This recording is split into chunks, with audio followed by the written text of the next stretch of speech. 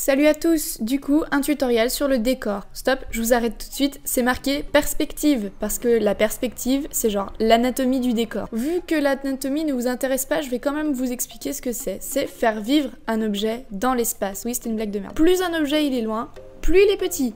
Comme cet exemple ici avec la Terre et la Lune.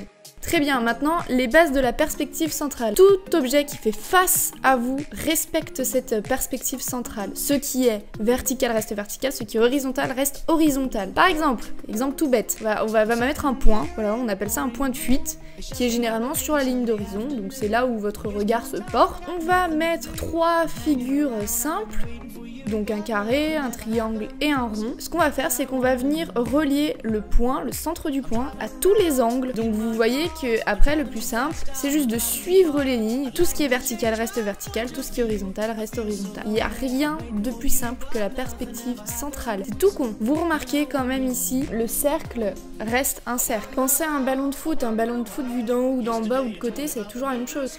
Mais vous allez me dire, mais comment t'as fait pour choisir la longueur du trait en bas, là? Enfin, je comprends pas. Top, hein, on va se calmer tout de suite aussi. C'est une question de profondeur. Ces traits vont donner une notion de profondeur à votre dessin.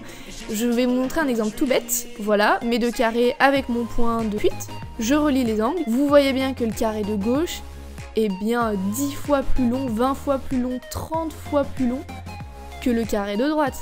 Et en fait, la taille de ce trait là, ça va vous donner la profondeur de votre dessin, c'est-à-dire la taille de l'objet en profondeur. Tout bêtement, si j'ai envie de faire un carré surplombé d'un cylindre et d'un triangle, voilà.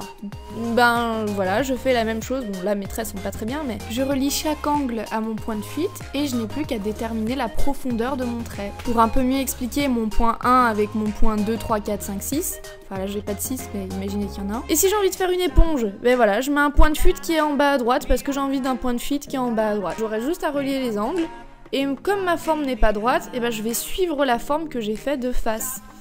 Mais si on a un angle maintenant, comment ça se passe? Par exemple, devant nous, on a l'arête d'un immeuble. Voilà, on va faire ça avec un immeuble. Et bien en fait, ce qui va se passer, c'est qu'il y a 2 points de fuite. Ce qu'on va faire, c'est qu'on va relier les points de fuite aux extrémités de l'arête. Et hop, ça va nous donner la taille de notre immeuble. Donc vous, après, vous définirez la profondeur. Si j'ai envie de rajouter des fenêtres, bah, je refais exactement la même chose. Hop, des traits, des lignes, je retrace, je rajoute même une gouttière, parce que j'ai envie de rajouter une gouttière. Si j'ai envie de rajouter une sorte de serre avec un chat et des herbes, bah, je peux le faire. Ça suivra toujours cette perspective du point. Ouais, maintenant, il y a tous vos objets qui peuvent être dessinés comme ça. Il y a par exemple une brosse à dents et du dentifrice. Si j'ai envie de faire une brosse à dents et du dentifrice, bah je peux.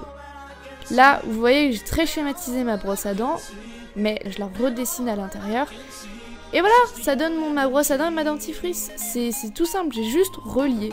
Donc pour conclure, je vous souhaite un bon courage parce que c'est super simple, mais il faut juste piger le truc. A plus, je ferai certainement une autre vidéo et pour vous, un petit Nier de Death Note. Bisous, salut à tous!